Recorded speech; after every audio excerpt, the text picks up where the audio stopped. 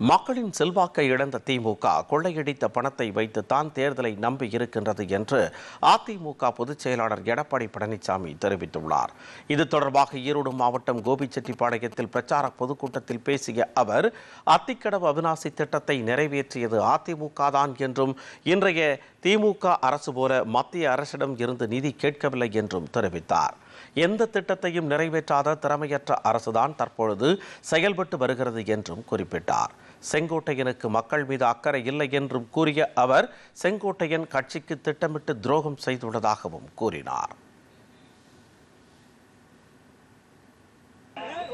50 ஆண்டு கால கோரிக்கையை உடைய கனவு திட்டமான அத்திக்கடவு அவிநாசி திட்டத்தை 52 கோடி முழுக்க மாநில நிதியிலிருந்து இந்த திட்டத்தை செயல்படுவதற்கு அறிவிக்கப்பட்டு யாருமே உதவியும் நான் கேட்கவில்லை.